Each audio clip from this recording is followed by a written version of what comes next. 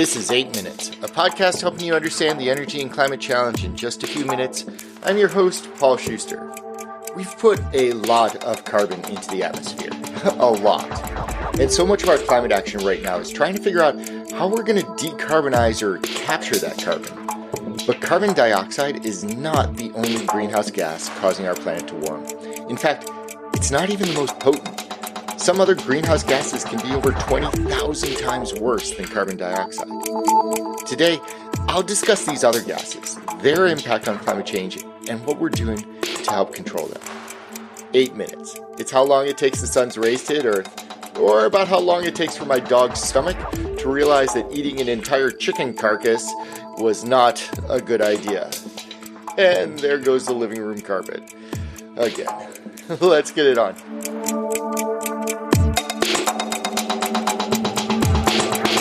Carbon is often used as a proxy for all things greenhouse gas related. We talk about decarbonization and carbon capture technology. But CO2 is only one of the primary greenhouse gases that are affecting our climate. It's not even the most potent, though to be fair, it's certainly the most abundant of all greenhouse gases. The Kyoto Protocol of 1997 laid out the primary gases of which the world needed to be concerned. Carbon dioxide was front and center, but 5 other gases were also identified due to their high global warming potential. And then a 7th gas was added at a later stage to round out what are known as the Kyoto gases. Some of these you may be familiar with. For instance, methane has been getting a lot of attention recently, and for good reason. For one thing, it's the second most abundant of the greenhouse gases next to CO2. The US EPA suggests that methane accounts for about 16% of global emissions. But methane is also way more powerful than CO2. The EPA indicates that it has 28 times the warming potential of carbon dioxide and can reside in the atmosphere for up to 20 years. Cutting methane emissions is a primary focus, both at the country as well as the individual level. One source of methane is, as I'm sure you've guessed, from livestock and cattle. So there has certainly been a drive to see if limiting the amount of meat being eaten could help to drive down methane emissions. But it's more than that as well. For instance, changing livestock diets to focus on fattier foods or alternatives such as seaweed, those have been shown to reduce the amount of methane coming from those animals. And manure management practices that switch to drier aerobic conditions produce significantly less methane than traditional anaerobic processes. Or consider anaerobic biodigesters that are able to convert that methane waste stream into something more valuable, like energy. But methane isn't just from cows. It goes by another name we're all familiar with, which is natural gas. I've always thought that whoever came up with the term natural gas should get a marketing award or something because it definitely makes methane sound a lot more beneficial for the environment. Methane is kind of a funky greenhouse gas because we can burn it for power, heat, stovetop applications, and that burning actually converts most of the methane to carbon dioxide, and maybe even a bit of water. But no system is completely sealed tight, and most of the concern in the utility and oil and gas industries is on how to reduce the methane from leaking and escaping before it gets to the combustion point. Those leaks can be extremely dangerous, which is why the Biden administration included stringent penalties in the Inflation Reduction Act to account for methane leakage. Rules that the EPA just last week crystallized in order to incentivize gas companies to invest into the leak control, prevention, and monitoring systems that they need to reduce this potent gas. Also included in the Kyoto gases is another gas called N2O, or nitrous oxide.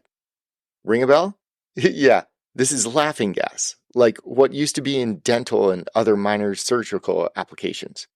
But nitrous oxide is even more potent of a greenhouse gas than methane. For one thing, it can linger in the atmosphere for up to 114 years. And the World Bank estimates that the warming potential of N2O is nearly 310 times more than that of carbon dioxide. Nitrous oxide comes from a couple of different sources, but primarily, N2O is tied intimately to the agriculture industry. Nitrogen is often used to enhance the growth of plants, yielding greater abundance of crops for smaller acreage, which frankly is a great thing. But only about half of the nitrogen added for plant growth is actually absorbed by the crop. The rest gets washed off in groundwater or off-gassed as nitrous oxide. According to Inside Climate News, about 75% of the nitrous oxide released in the US is related to agriculture. But again, N2O can be managed through different regenerative agriculture methods, including avoiding overwatering and reducing the amount of times the soil is tilled. These methods have been shown to really reduce the amount of N2O reaching the atmosphere. Alright, so the three main culprits of global warming are carbon dioxide, methane, and nitrous oxide. But that doesn't mean that there aren't some other doozy gases out there as well. The Kyoto Protocol also calls out sulfur hexafluoride, or SF6, as one such gas. The good news is that SF6 isn't very abundant, but the bad news is that it's like a sucker punch of a greenhouse gas. The EPA indicates that the global warming potential of SF6 is 23.5 thousand times stronger than that of CO2. So even though it's not used in a lot of applications, eliminating SF6 is of critical importance. One of the big areas where the gas is used is actually in power utility applications, as SF6 is used as a kind of insulator in medium voltage switchgear.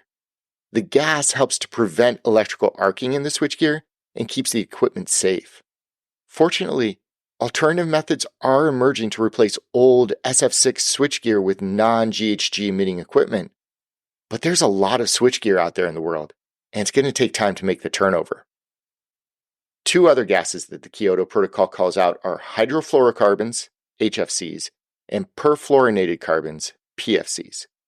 HFCs are typically used in refrigeration, but how they came about to be used in the first place is just a microcosm of how difficult it is to systemically address climate activity.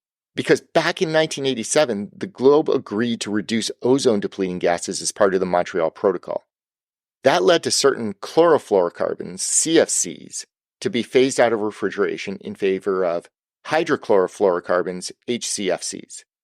But those were soon phased out for similar ozone-related reasons and replaced by the HFCs that were more ozone-friendly, but were soon identified by Kyoto as being really bad for global warming. In turn, PFCs came in to replace the HFCs, but PFCs are just as bad for the... Get the point. Make a trade-off in one area, and there's a corresponding impact somewhere else. Today, at least, most refrigerants are moving away from HFCs and PFCs towards more climate-friendly alternatives. All right, the last gas, nitrogen trifluoride, or NF3, was actually added a few years after Kyoto. NF3 is another of those super potent greenhouse gases, being about 17,000 times stronger than carbon dioxide.